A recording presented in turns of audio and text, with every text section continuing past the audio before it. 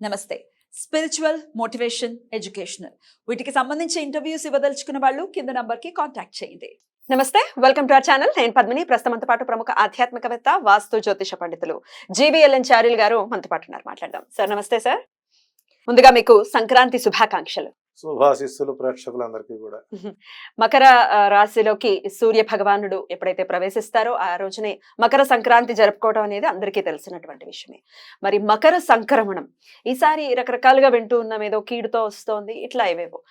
మరి ద్వాదశ రాశులకు కానీ ప్రత్యేకించి కొన్ని రాశుల వారికి కొన్ని పరిణామాలు చోటు చేసుకునేటటువంటి పరిస్థితి ఉంది అని వింటున్నాము. వీటిలో వాస్తవాలు ఏంటి, ఒకవేళ అలాంటిది ఉంటే కనుక ఏ రాశుల వాళ్ళకి అట్లాంటి పరిస్థితులు ఎదురుగాబోతున్నాయి? శ్రీ గురుభ్యో నమః. ఓం నమో నారాయణి. సంవత్సరానికి ఒకసారి తన కొడుకు ఇంటికి వస్తాడు. అవును. పాపం ఆ వచ్చేటప్పటికి ఈ తండ్రి వచ్చే సమయానికి కొడుకు బిజీ అవుతాడు, పట్టించుకోడు. అంటే వీళ్ళు బద్ధ వైరం. కారణం ఏంటంటే ఇక్కడ శని తన సొంత ఇంట్లో ఉంటే తన తల్లిదండ్రులను కూడా క్రమశిక్షణలో పెడతాడు.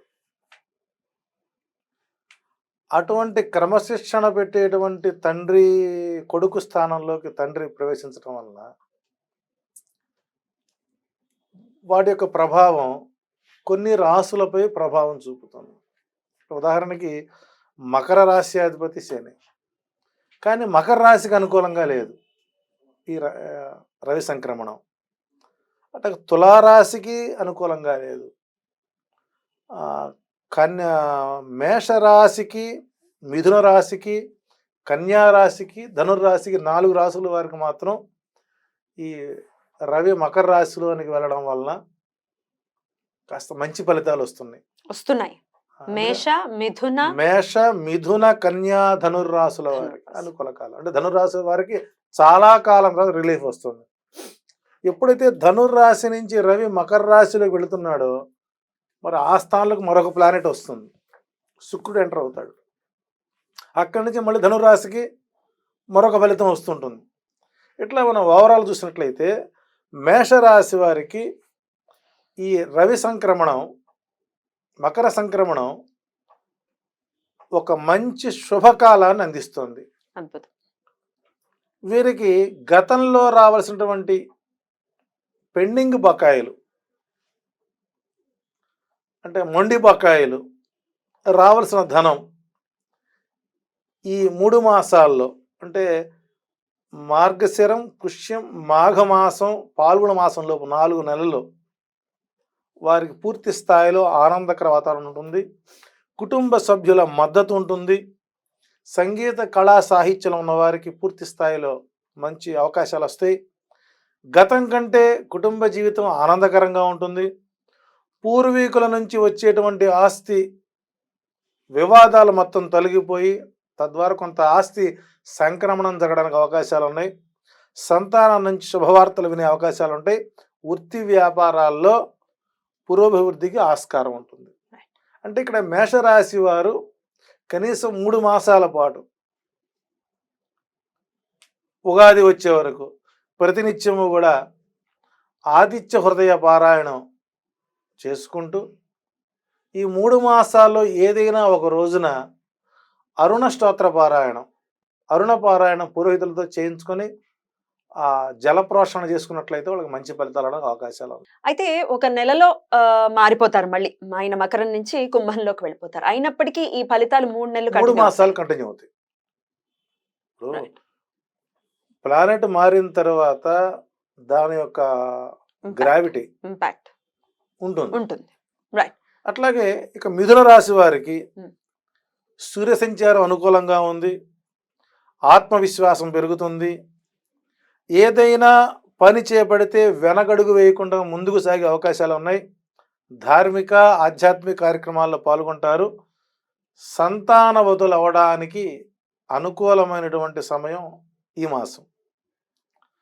ఈ సమయంలో పూర్తి స్థాయిలో మానసిక ప్రశాంతత, దాంతోపాటు కొత్త ప్లాన్స్ ఆలోచించుకోవడానికి అవకాశాలు ఉంటాయి. డబ్బు రావడానికి అవకాశాలు మెండుగా ఉంటాయి.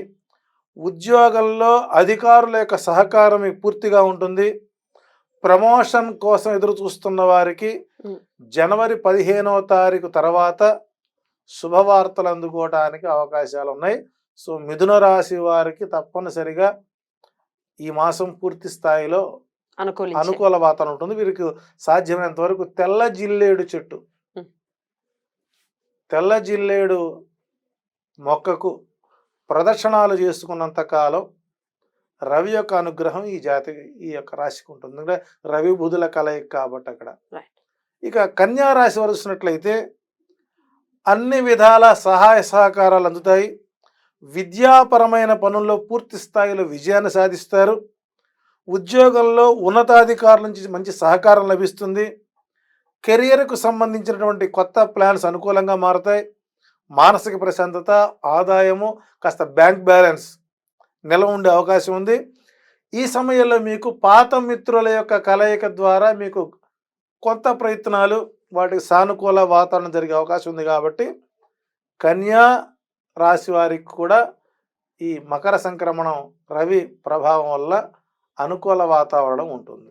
వీళ్ళు ఏమైనా పరిహారం ఏమైనా అవసరం? ఈ కన్యా రాశి వారు కూడా తెల్ల జిల్లేడు మొక్కకు ప్రదక్షిణాలు చేసుకోవడం మంచిది.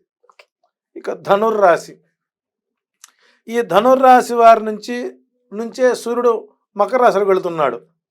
ఈ సూర్యుడు మకర రాశిలోకి వెళ్ళడం వలన ఆత్మవిశ్వాసం, మొన్నటిదాకా జనవరి 14వ తారీఖు వరకు పడినటువంటి మానసిక వేదన మొత్తము తొలగే అవకాశం ఉంటుంది.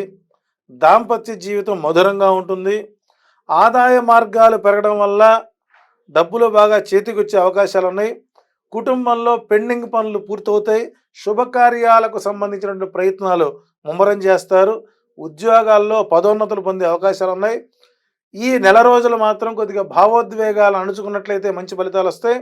ఈ ధనుర్రాశి వారు తప్పనిసరిగా జనవరి 15వ తేదీ రోజున, అది ఏ వారమైనా ఏ తిథి నక్షత్రమైనా, 1 కేజీంబావు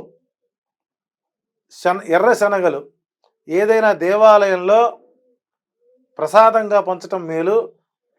ఓవలసినట్టయితే మూల రాశులు ఏవైతే ఉన్నాయో మేషం, కన్యా, మిథునం, కన్యా, మేషం, మిథునం, కన్యా, ధనస్సు మూల రాశుల వారికి అనుకూల ఉంది. కాబట్టి మకర సంక్రమణం ఏదేమైనా మకర సంక్రమణం వలన ఈ 4 రాశుల వారికి ఈ విధంగా ఫలితాలు వస్తుంటే, అదే రోజు ధనుర్రాశిలోకి శుక్రుడు ప్రవేశిస్తున్నటువంటి సందర్భంలో వచ్చే ఫలితాలు మీ ఇంట్లో అందరికీ హ్యాండెడ్ టీవీలో వచ్చాయి.